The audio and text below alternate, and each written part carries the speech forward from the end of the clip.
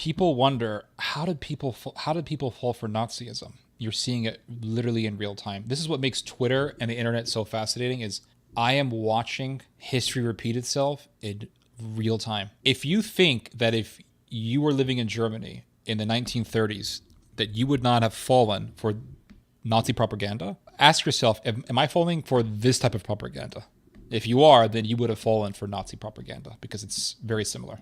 Bring in the migrants, revive Nazism, promote American isolationism, get the Germans to revive their power, bring back the Reich, bring it all in, and watch the world destroy itself.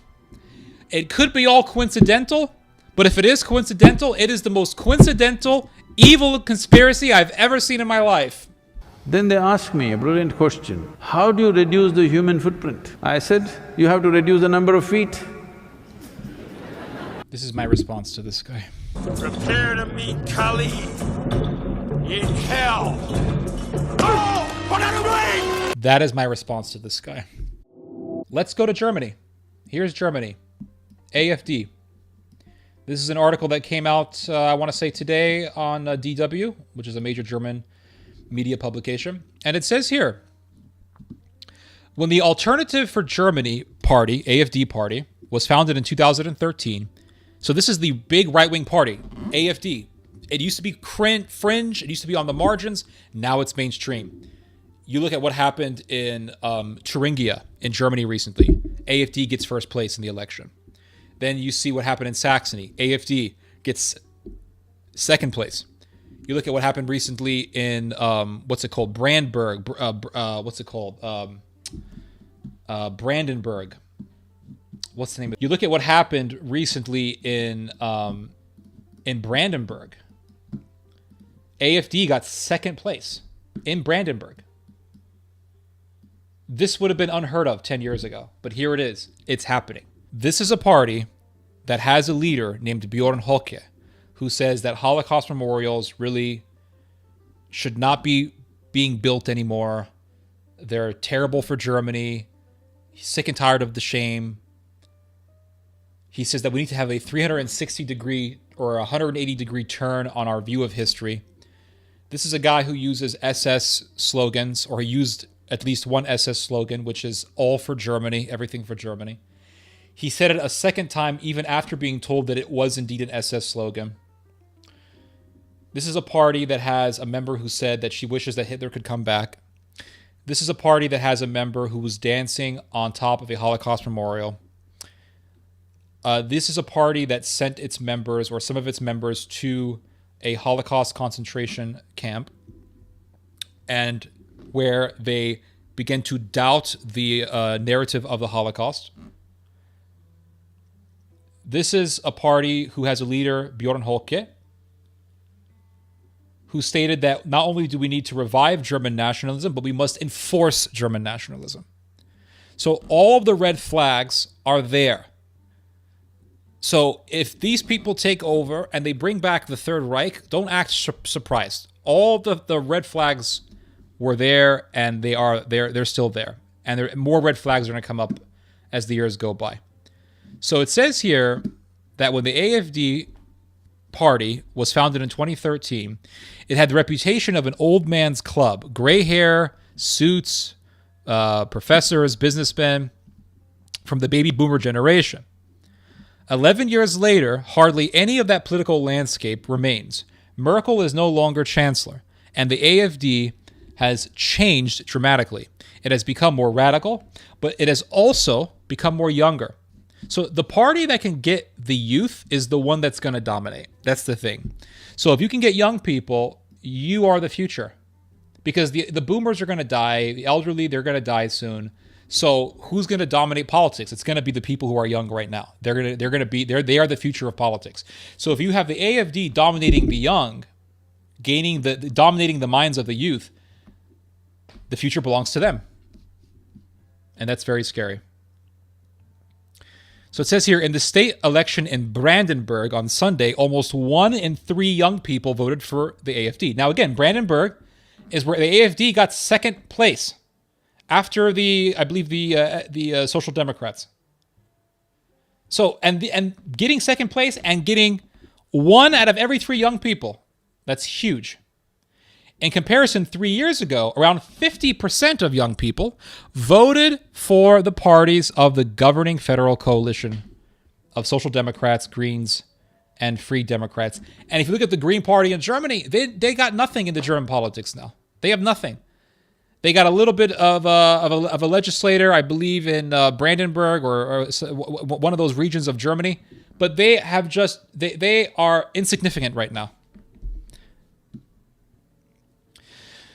Okay, these 3 parties have failed in the eyes of young people, explained Klaus Hurlmann in an interview with Deutschlandfunk Radio, one of the most renowned researchers on youth in Germany. He regularly conducts scientific surveys with young people and analyzes their attitudes and views. Young people are pragmatic. They want a government that tackles and solves the problems, he said. And now there is a party that promises them blue skies and says, vote for us. And that is the AFD. At the AFD's election party in Brandenburg, supporters of the party's youth wing sang loudly and exuberantly to a self-recorded pop song, "We'll deport them all."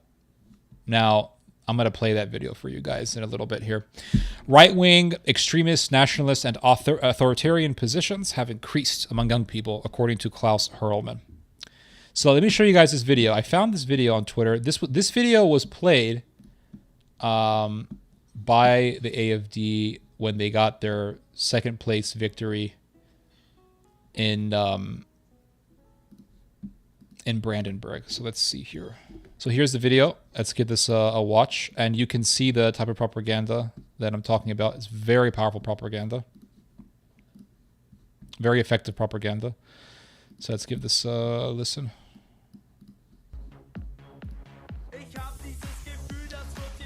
By the way, this is all AI. There's nothing real in this video. This is all AI. These people aren't real. Just letting you know that before you get all horny for these ladies.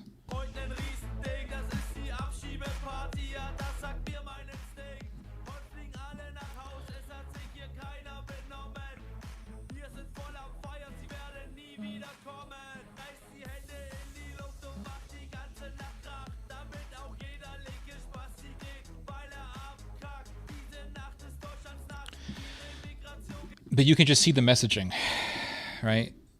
You can just see the messaging. Yeah, the hands give it away. It's AI.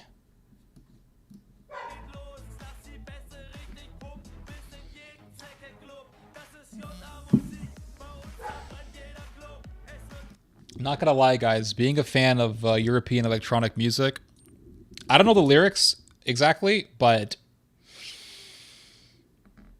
it has a rhythm.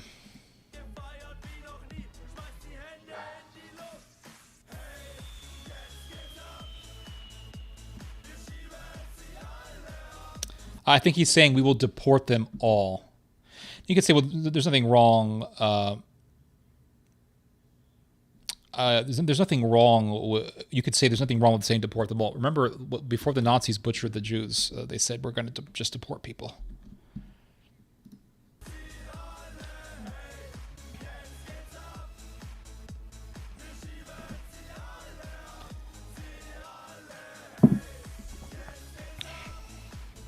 Kind of sounds like a little bass hunter.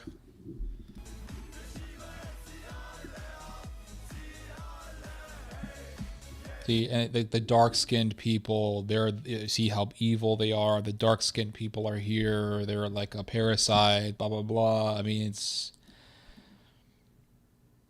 you see, people wonder, how did people fall for Nazism? You're seeing it literally in real time. This is what makes Twitter and the internet so fascinating, is I am watching history repeat itself in real time. If you think that if you were living in Germany in the 1930s, that you would not have fallen for Nazi propaganda, ask yourself, am I falling for this type of propaganda? If you are, then you would have fallen for Nazi propaganda, because it's very similar.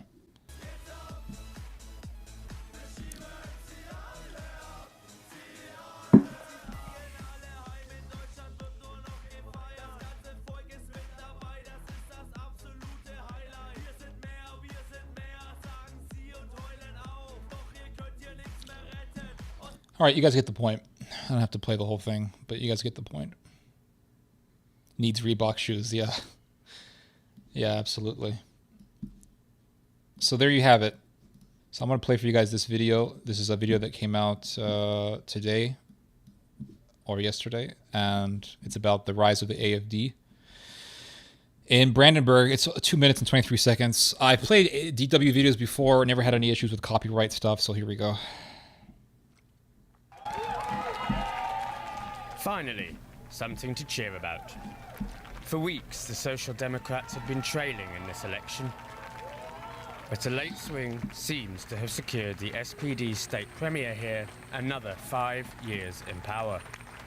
And yet, it was the second place finish of the far-right AFD that got... What do I think about this? If you got first place, and the guy who got second place is a party that is eerily similar to the Nazis. It's not like, oh, Christian Democrats got second place. Oh, Greens got second place. It's not like a party that's been around for a long time, that's very well established, that's a part of the politics that people have become accustomed to, got second place to you, and you're all friends. A party that has members who literally revere and miss Adolf Hitler. A party that has a member who was found dancing on a Holocaust memorial. A party that has a leader who uses an SS slogan, knowing that it's an SS slogan or an SA slogan.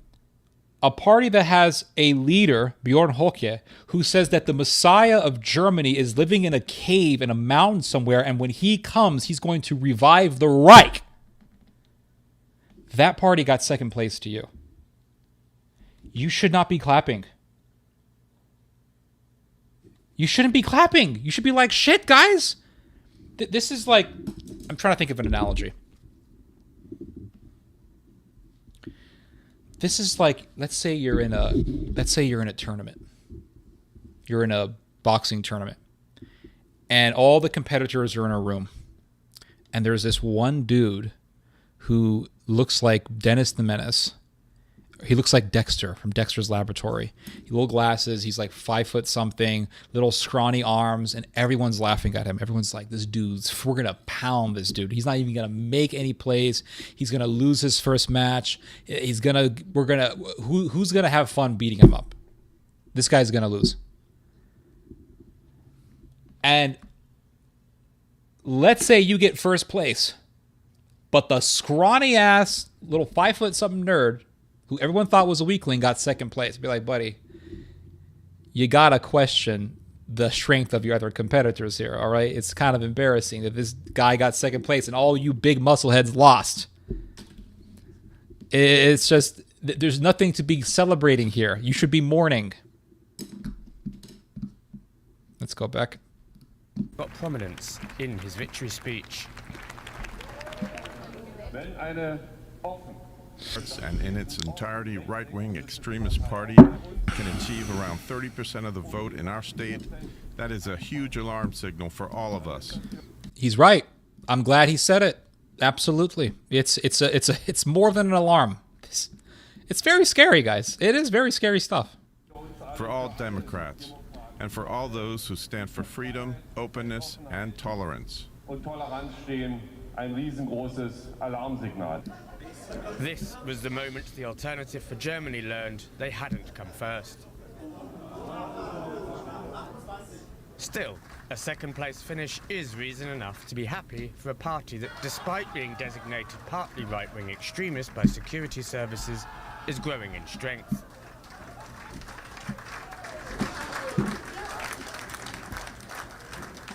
We are the party of the future.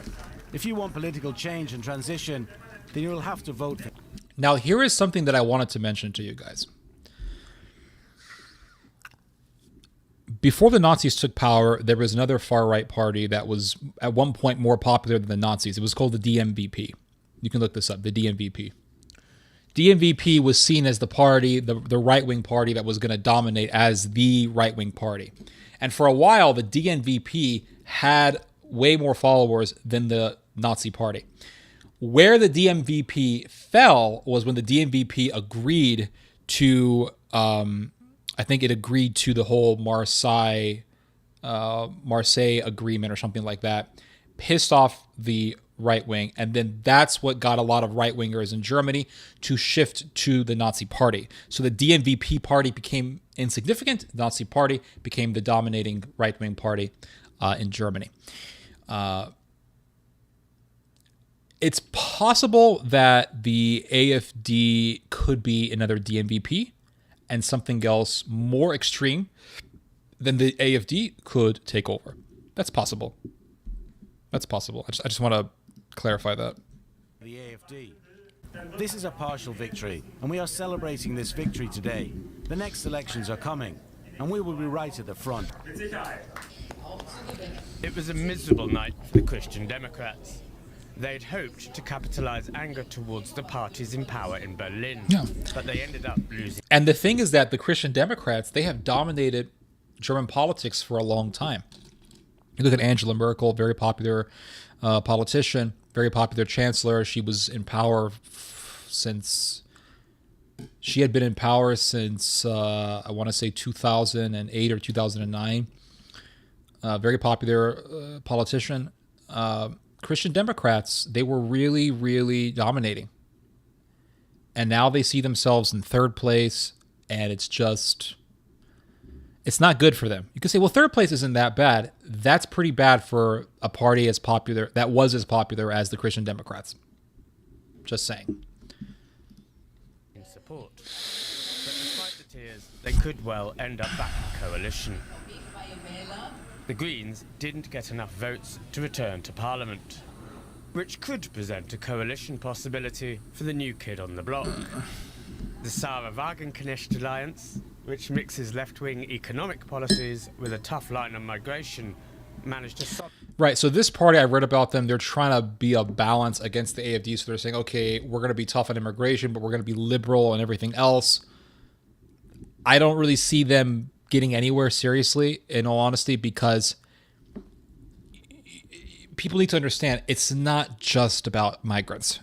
Migrants, huge role in getting the right wing back, bringing the whole Nazi band back together. But it's not just about migrants. For example, if you look at the areas of Germany where the AFD really dominates, it's areas where you don't really see migrants. A lot of this comes down to East versus West Germany. After the Berlin Wall fell, West Germans mistreated East Germans. West Germans were using East Germans basically as cheap-ass labor. They saw them as wage slaves. And so there was a lot of animosity against the western part of Germany in East Germany. What happened was, back in the 90s, a lot of West German neo-Nazis went to East Germany and they began to recruit tons of people into their ideology. And they used the anger against West Germany to get people into their ranks. So you have to understand that animosity towards West Germany still there lingering in East Germany. And it's being used by the AFD. So it's not just migrants are bad. It's also the East-West divide in Germany. It's not just about migrants. It's really about people who do have a right-wing aspiration, and they want to see that in politics. They want to see that manifested in politics. And the migrant crisis, I think, really awakened that spirit. So you have this party that comes along and they say, oh, well, we're liberal, but we're tough on immigration. But it's not just about immigration. It's more than that. It's about an ideology that doesn't just confine itself around migration. There's other factors involved. Just wanted to throw that out there. So here is the main think tank behind American non-interventionism slash isolationism. Here's the website, Quincy Institute. These are their funders. This is what I always look to when I see any sort of organization. I say, okay, who's funding them? Like they say, follow the money, right? Look what I find. Open Society Foundation is one of their funders. Who runs the Open Society Foundation?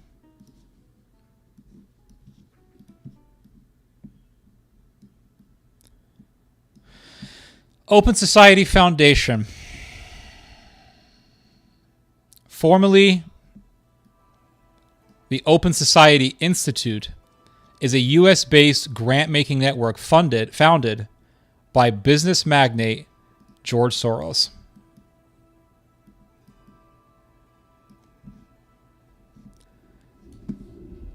Is it a coincidence that George Soros, the guy who wants mass migration, is also a guy who's funding the main think tank for American isolationism?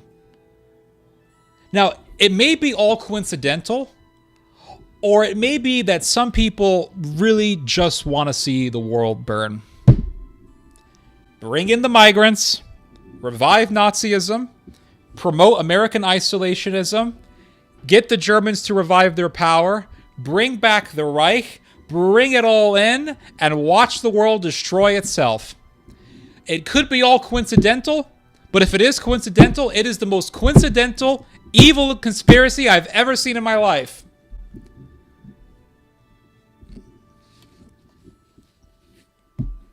I think none of this shit is coincidental. I think all this stuff is there for a reason. I don't believe in coincidences. Oh, it's just a coincidence. Oh, it just so happened that, yeah, this lady was murdered, but they found her laptop in the car of this one guy, and it just so happens that this guy has the laptop of a woman who was stabbed to death, but the guy who has the laptop, I mean, that's just a coincidence. He has no connection at all to the murder. Simply coincidental. That's not the way things work. That's not the way things work.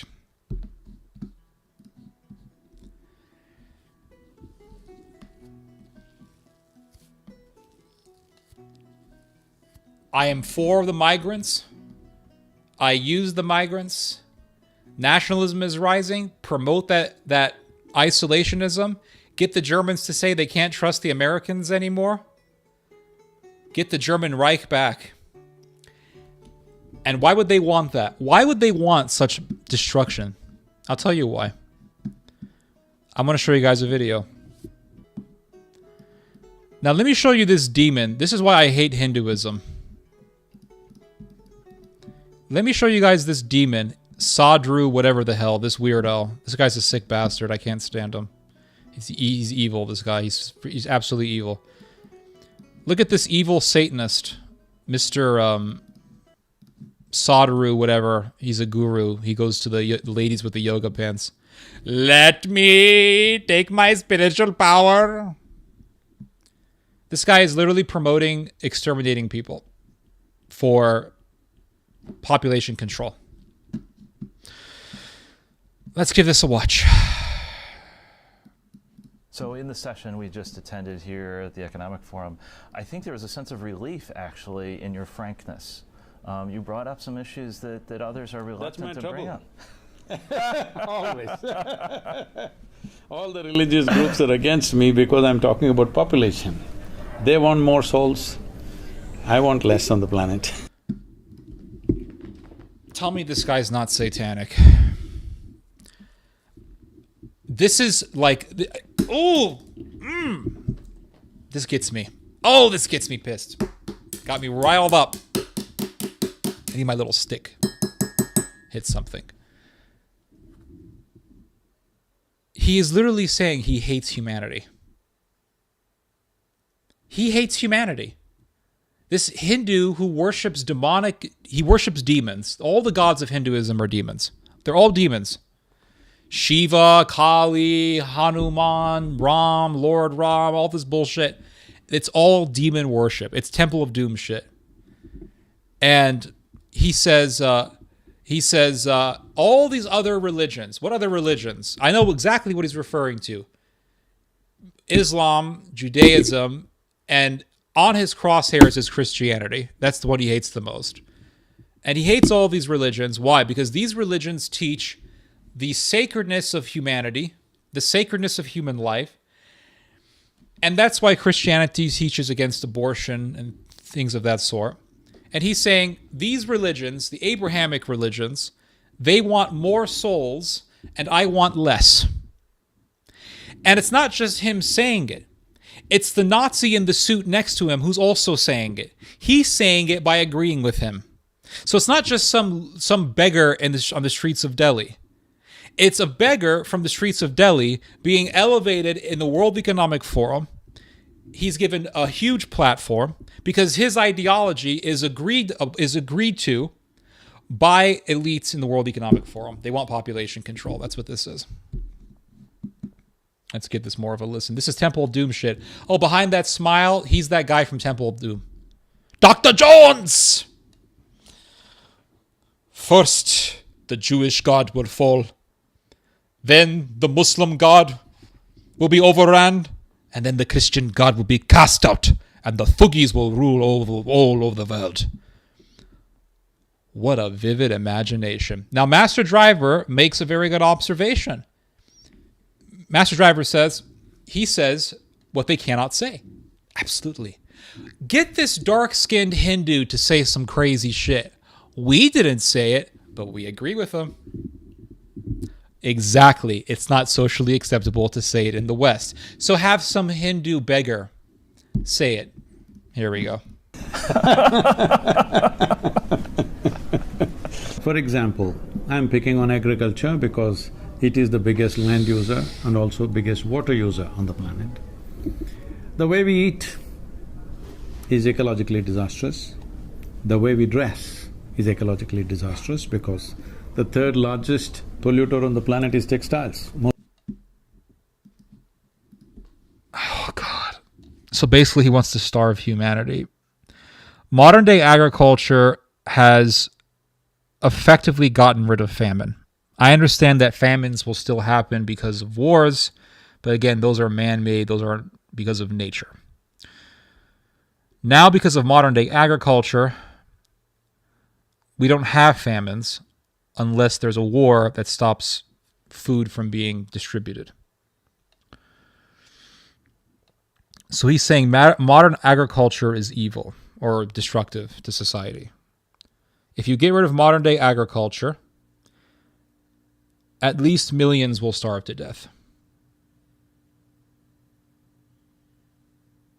And that's what this guy wants. He's like the Bolsheviks. They took over the Soviet Union.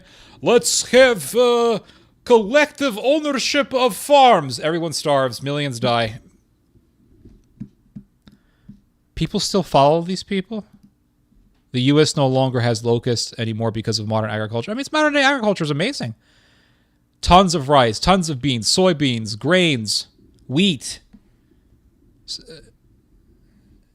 What's wrong with that? And then it's corn. It's all incentivized by the U.S. government. The U.S. government pays farmers so that they have enough money to pay employees and to buy seed for growing food. And because the government subsidizes these staple foods, they're always cheap on the market. So there's no excuse. Poor people in the U.S. can always buy these staple foods for pretty cheap. Like I said, beans, rice, corn, things like that. And it's great. I don't see why is that an issue. We got something great, right? I hate these people. We need world peace. Okay, here's something that'll help the world. Modern agriculture, prevent famine. Have you ever read about medieval farming? You ever read about the medieval world when it comes to farming? It's kind of nightmarish. Yes, there was a farm. The wheat harvest was great this year. But the next year, we don't know. And then the next year happens, the wheat harvest has been terrible. An entire village has starved to death. That's medieval agriculture. So we found something great for all humanity. Modern day agriculture. This is terrible. This is terrible. What more evidence do you need that these people just hate you? They just hate humans. Here we go. Most people don't know this. So everything that we do has become violent in the world, the very way we exist. In the beginning of 20th century… You mean like the BJP? We were just about 1.5 billion people. Today, we are 7.3 billion people.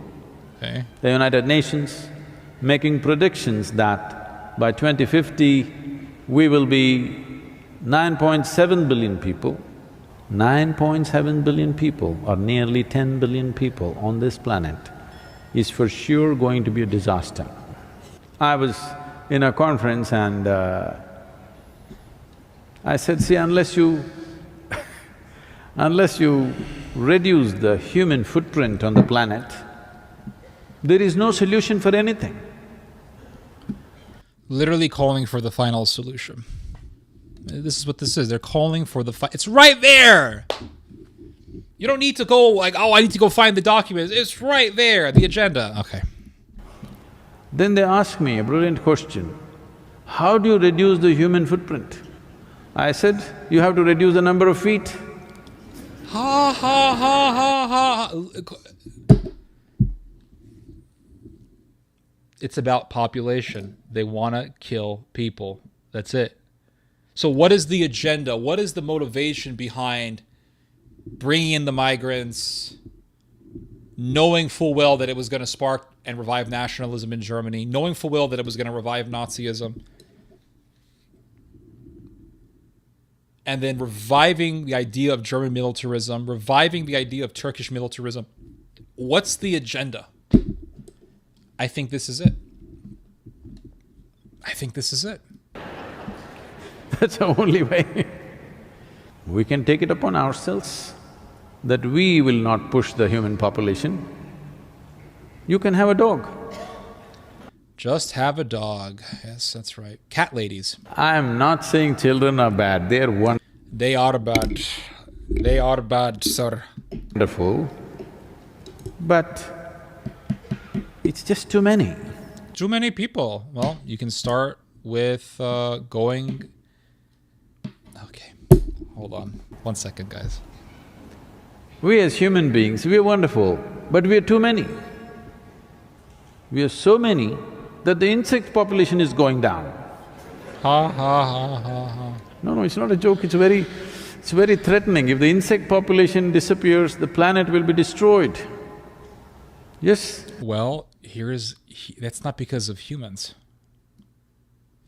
That's because you have a bunch of assholes using weed killer. The worms disappear, the planet will be destroyed. If you and me disappear, planet will flourish. If we disappear, the planet will be great. It will flourish. And everyone's clapping their hands to extermination. And this guy's a Hindu. And who inspired the Nazis? Hinduism. Hinduism inspired the Nazis. Yeah, they never volunteer, I know. It always has to be someone else. There is no solution for anything. Then they asked me a brilliant question, how do you reduce the human footprint? I said, you have to reduce the number of feet.